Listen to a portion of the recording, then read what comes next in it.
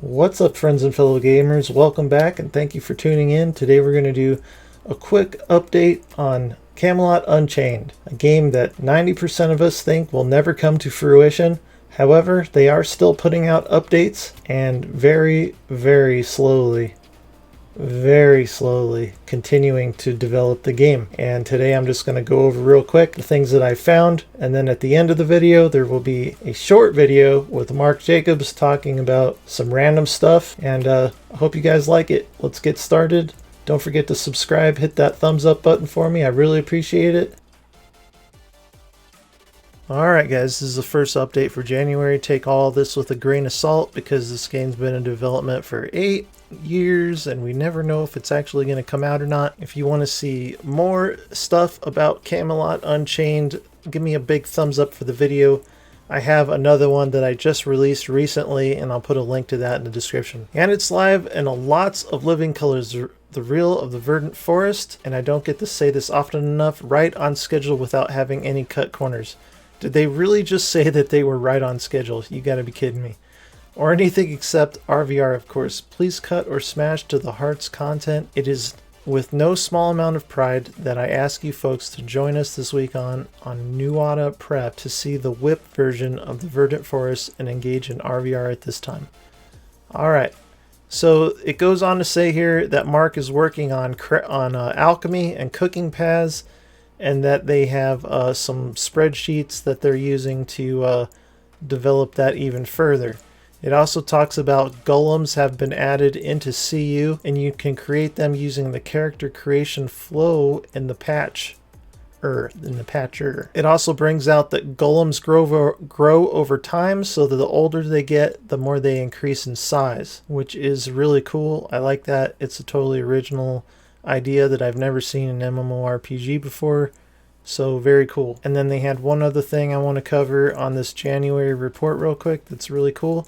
Improved damage / kill tracking. Anthony has added a huge improvement to our damage and tracking. We can now properly attribute who to properly attribute an action to for more complex situations such as buffs that cause damage reflection. We have a whole bunch of stuff on art and design all the way down to the bottom here. I'm not going to read all of it because I would lose my voice by the end of the video, but I will show you guys some of this art design that looks like it is currently in the game. We got like a swamp area right there. And then some more pictures of swamp area with some fog added right there. Some concept art. There's a nice picture of some more swamp area. Looks pretty good. And then a shipwreck.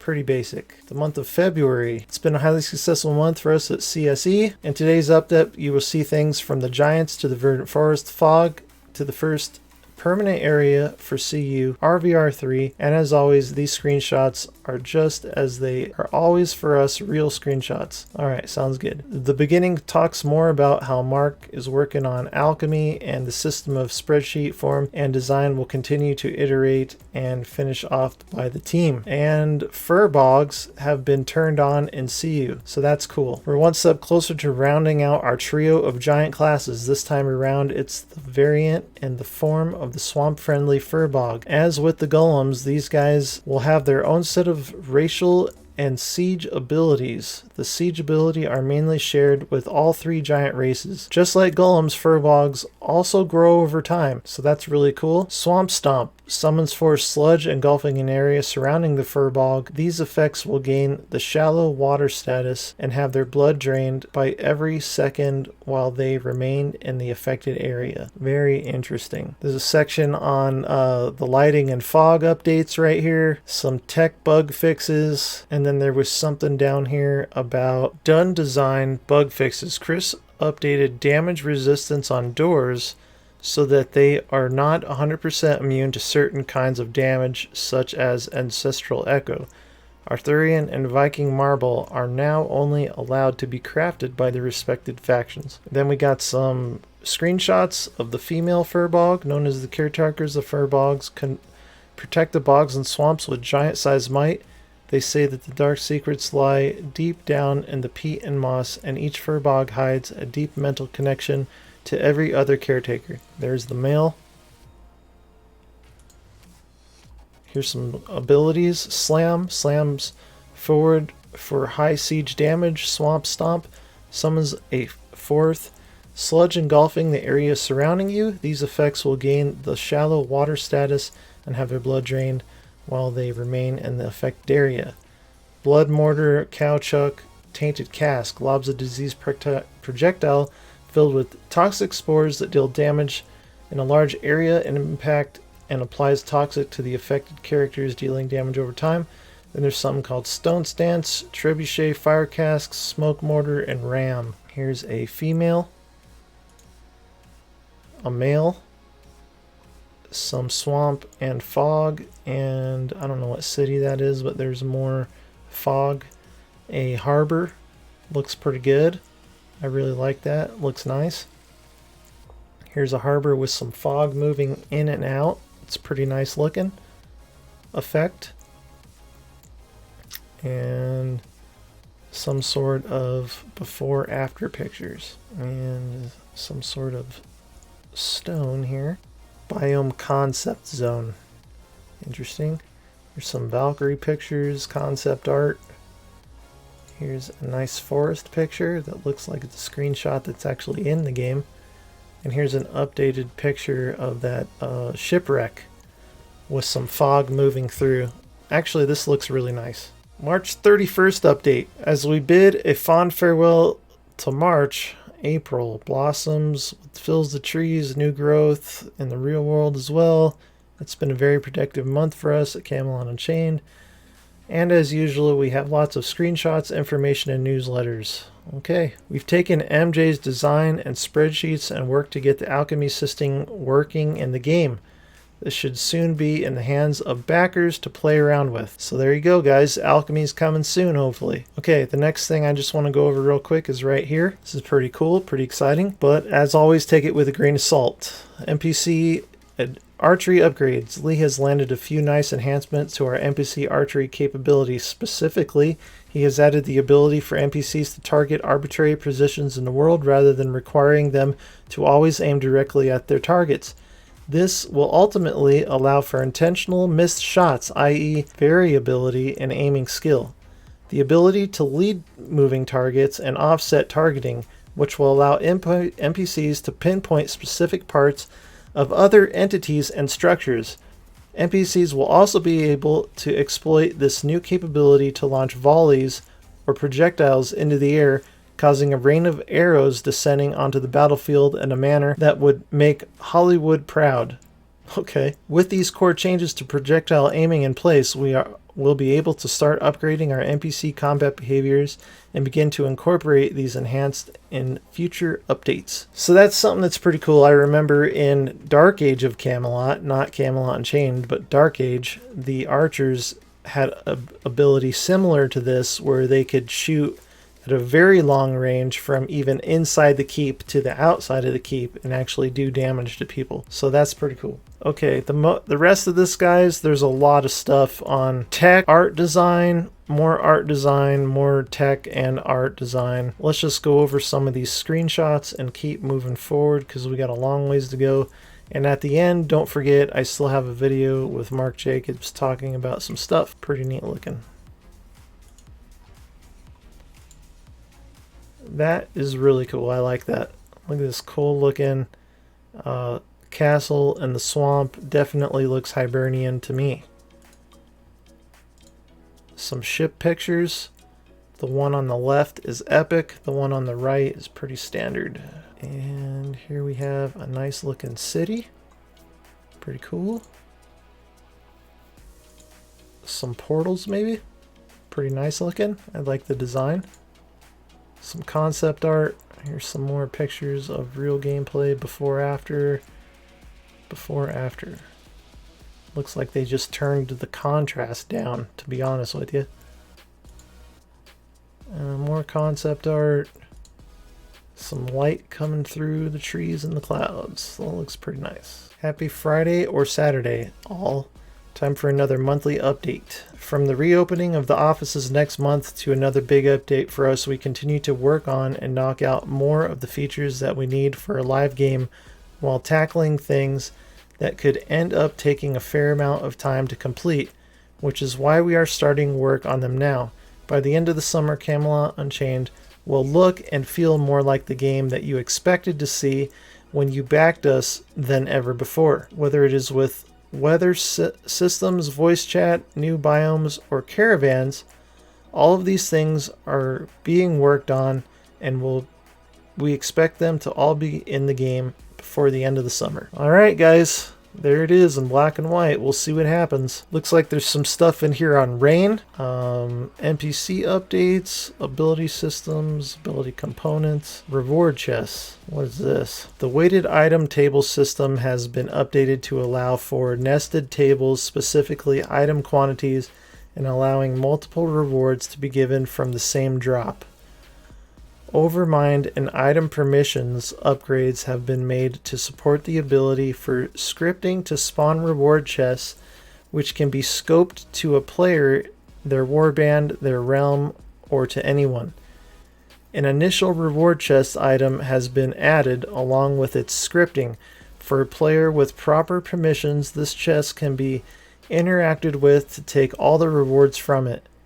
Expect to see these chests in the game soon, along with upgraded visuals. Wow, this is a lot. A lot of design, a lot more art stuff, a lot of concept art down here at the bottom. That's a pretty neat looking tree, I guess. This is really nice looking. That looks like something I would expect to see in Camelot. It looks like part of the frontiers maybe or something. Definitely some battleground action. Some swamp with rain. My voice is giving out, so I just want to jump right into the video. And I'm not going to watch the whole thing because it's over an hour long, but I did mark some specific spots that I think are relevant to where we're at and how we feel at the time. So here we go. For the team, it's been a great month. It's been a great couple of months. I'll start with some news that I know some of you are going to really like. Starting in June, CSE will begin reopening the studio. We just told the team this week, obviously the cases in the U.S. Have dropped to the point that it is worth absolutely starting to move back into the office. Everybody is going to, in order to come in, everyone has to sign, of course, a waiver going, yes, we are vaxxed. All right, so there you have it, guys. In the next month, they are going to be reopening the studio and continuing to develop, hopefully, Camelot Unchained and not that other shitty mobile game. So we'll see what happens. You know, it is something that I hope that we'll have soon, because we don't need a lot, just some more help. By the way, in terms of refund questions, I've already said that we are going to get back to the office starting in June, and that will absolutely speed up the refund process because I will be in the office. So, you know, no more questions really need to be answered about that because we're going back in. I promised everybody. All right, so there you have it. If you're still looking for a refund, maybe, maybe not, guys. Who really knows, right? They've been talking about giving refunds out for years. And some people have gotten them and some people haven't. And we'll just see how that progresses over time. Hopefully that happens for you guys who are still looking for a refund. When will we get deeper into detail of class skills? I want to do that when we can get back into the office. You know, Zoom calls are one thing, but I'd much rather be able to have some of us sitting in the office and talking about them. All right. Hey, Pink, what are your thoughts on AOC? Look, I think she has some good ideas. In case you guys don't know what AOC is, they're talking about Ashes of Creation. It's a really nice looking MMORPG on the horizon that's in development right now, and he's going to tell us his thoughts on it. I don't agree with a lot of this. Look, I never, talk down another developer. I only praise when I can, or silent on others. Yeah, go ahead, you got it, Jack Mo, and others. I want, and look, I've said this I am so friggin' consistent on this point, like most points. Consistently I bad. want, I want all developers in general to succeed. Every so often, there's a company that I think is just absolute scum, or a person that I think is absolute scum, and I won't root for them. I won't necessarily wish I them hope ill, he's not but I talking won't about root for them. Steve. AOC has a lot of very,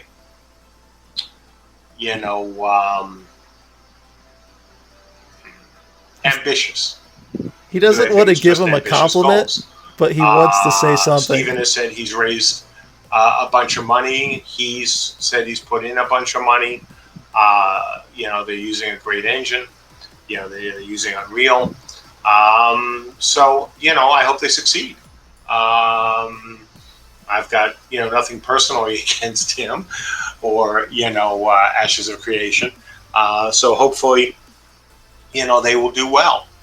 Look, it's a bit of a cliche now about rising tides and ships, but look, the game industry, especially the MMO industry, we need more successes. All right, guys, that's the first thing that Mark Jacobs has ever said that I agree with. So that's all the pertinent information that I found for 2021 and Camelot Unchained. All the pertinent information from that video anyways. Friends and fellow gamers, if you're looking for an update on Camelot Unchained, there you have it. They are in development. They're going back into the office next month to start back up on development. And to be honest with you, I can't take it seriously, but I hope that the game does get done. I mean, I was a backer.